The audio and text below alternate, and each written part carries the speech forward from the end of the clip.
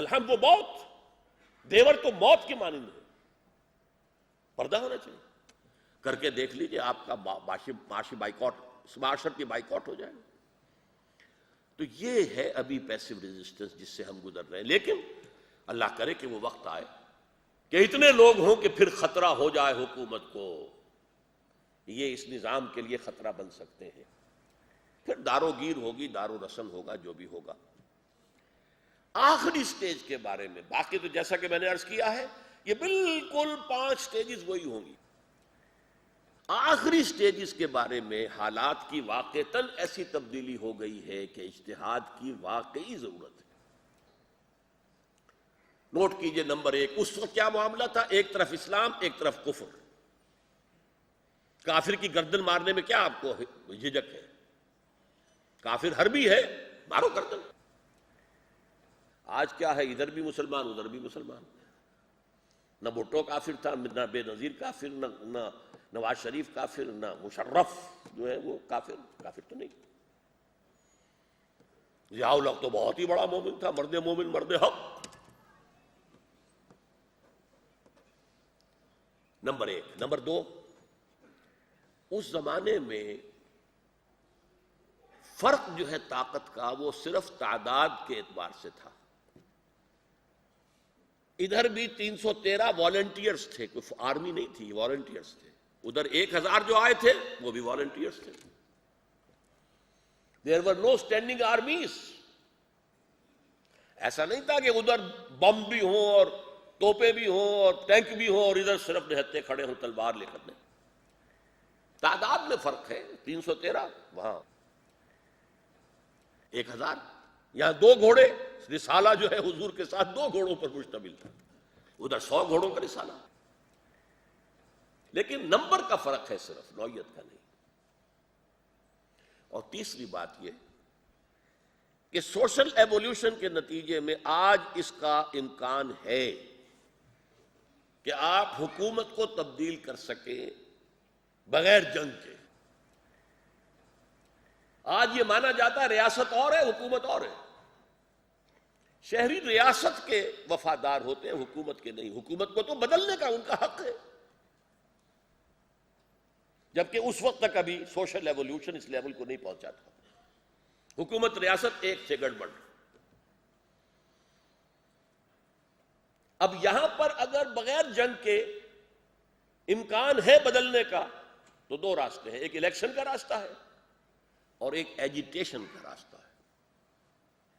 Election کے راستے سے نظام نہیں بدل سکتا، اس لیے کہ الیکشن کتنا ہی منصفانہ ہو، ٹرانسپیرنٹ ہو، صاف ہو، سیدھا ہو، جو آپ کے معاشرے میں پاور بیسس بنے ہوئے ہیں وہی ریفلیکٹ ہوں گے.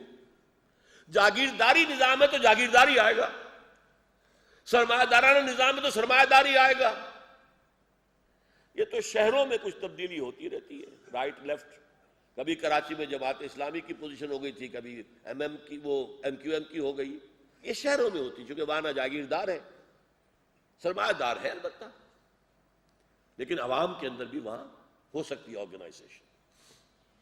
تو جو نظام اوپر آئے گا وہ اپنے پاؤں پر خود کلاڑی مارے گا. وہ جاگیرداری ختم کریں گے، یہ جاگیردار جو بیٹھے ہیں آپ کے. سرمایہ داری ختم کریں گے، وہ سرمایہ دار جو بیٹھے ہیں. تو جان لیجئے الیکشن کسی نظام کو چلانے کے لیے ہوتا ہے، بدلنے کے لیے نہیں ہوتا. موٹی سی بات ہے.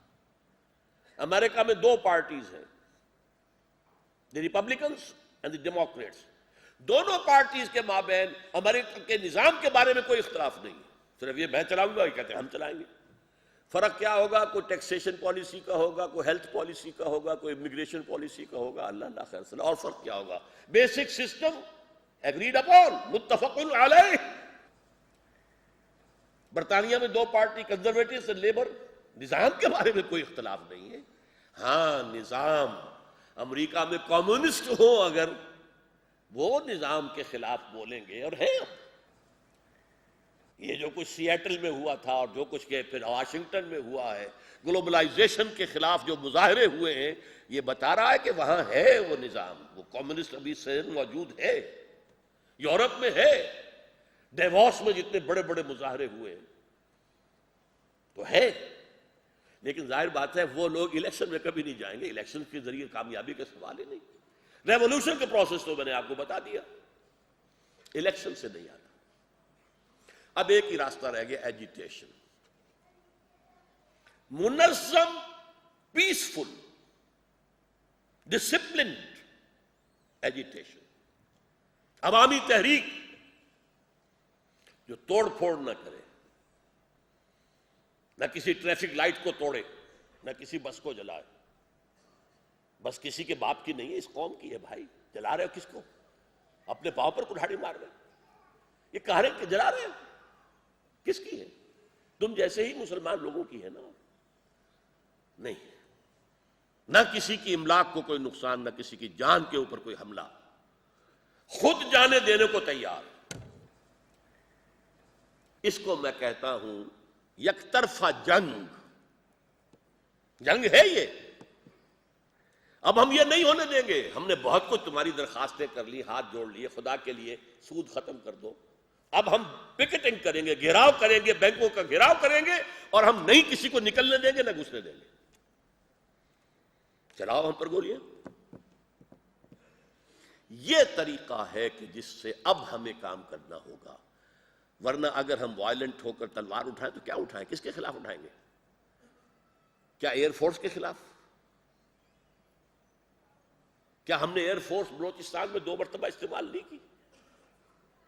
کیا ایئر فورس کے ذریعے سے حافظ الاسد نے ایک دن میں ہزاروں اخوانی ختم نہیں کر دیے تھے؟ شہر ہما وہاں بمباری کر کے، جو مرکز تھا وہاں پہ الاخوان المسلمین کو اڑا دیا اس کو۔ تو آج مقابلہ بہت ان ایکول ہے، لہذا دو طرفہ جنگ جو ہے، ہاں جہاں ممکن ہو، کوئی پہاڑی ملک ہے وہاں پر کوئی چھاپے مار جنگ ہو سکتی، حرام نہیں ہے جنگ۔ دین کو قائم کرنے کے لیے حضور نے جنگ لڑی ہے تو ہم بھی لڑ سکتے ہیں، اور کلمہ گو کے خلاف بھی لڑ سکتے ہیں۔ امام ابو حنیفہ کا موقف یہ ہے کہ چاہے وہ مسلمان حکمران ہیں، لیکن اگر وہ فاسق اور فاجر ہے تو ان کے خلاف بغاوت کر سکتے ہو۔ پہلے تو امر بالمعروف نہی عن المنکر زبان سے کرو، فَإِن لَمْ يَعْتَبِرْ، اگر یہ زبان سے کہنا اثر انداز نہیں ہوتا فَبِالسَّيْفِ، تو پھر تلوار کے ذریعے سے امر بالمعروف اور نہی عن المنکر کرو۔ تو جائز ہے، لیکن جائز ہونا اور ہے، فیزیبل ہونا اور ہے۔ جائز ہے، عملاً ممکن نہیں ہے۔ سٹینڈنگ آرمیز، 10 لاکھ کی فوج کھڑی ہے، ٹینکس ہیں، کیا کریں گے؟ لہذا یہ جو ہوگا، اگر آپ کا پبلک کا ماسز کی ایک ماس جو ہے موومنٹ چلتی ہے، شروع میں وہ فوج جو ہے وہ حکم مانے گی حکومت کا اور قتل کرے گی، ایک وقت میں آ کر حکومت وہ فوج جو ہے وہ ہاتھ اٹھا دے گی۔ یہ کوئی آکوپیشن آرمی تو نہیں ہے، نیشنل آرمیز ہے، اور جو سامنے کھڑے ہیں وہ کوئی کہیں اور سے تو نہیں آئے۔ سن 77 کی تحریک میں کہیں ہندو تو نہیں آ گیا تھا یہاں پر، پی این اے کی تحریک میں مسلمان تھے نا۔ اور جو فوجی جو کھڑے ہوئے ہیں انہی کے بھتیجے، بھانجے، سالے، بہنوئی ہو سکتے ہیں کہ ان میں موجود ہوں، تو کب تک ماریں گے؟ جنرل ڈائر نے اگر سینکڑوں یا ہزاروں مروا دیے تھے 1919 میں جلیانوالہ باغ میں، تو اسے کیا دکھ تھا؟ وہ انگریز تھا، جو مرے ہیں وہ ہندوستانی تھے، چاہے مسلمان ہو چاہے ہندو ہو چاہے سکھ ہو، ہندوستانی تھے۔ لیکن اپنی قوم کے لوگوں کو مارنا ایک حد تک تو حکم ہے، کیا کریں؟ ایک وقت پہ آتا ہے کہ جب پھر وہ ہاتھ کھڑے کر دیتے ہیں۔ جیسے لاہور میں بریگیڈیئر محمد اشرف گوندل، اللہ تعالیٰ انہیں اجر و ثواب دے، کھڑے ہو گئے تھے، we are going to shoot no more, ہم نے اب قتل کریں گے نہ ہم ماریں گے۔ 2 اور بریگیڈیئر کھڑے ہو گئے، وہ تو بارش کا پہلا اگر ٹکوا ہوتا تو اور پھر دوسرے بھی آ جاتے۔ اور بھٹو صاحب کو پیغام مل گیا۔ چند دن پہلے انہوں نے ٹیلی ویژن پر، مجھے آج تک ان کا نقشہ یاد ہے، اپنی کرسی کی ہتھیاں پکڑ کر زور سے کہا تھا، میری کرسی بہت مضبوط ہے۔ لاہور سے پیغام پہنچ گیا کہ فوج کا تو اب یہ نقطہ نظر ہے، وہ کرسی ڈول گئی، ختم۔ پھر پی این اے کو بلایا ہے انہوں نے مذاکرات کے لیے۔ تو یہ ہے، جانیں تو دینی ہوں گی، اس کے بغیر نہیں ہوگا یہ کام۔ اصل میں اگرچہ ایرانین ریولوشن کو میں صحیح اسلامی ریولوشن نہیں سمجھتا، بلکہ نمبر 2 ٹرو ریولوشن بھی نہیں سمجھتا۔ کیوں؟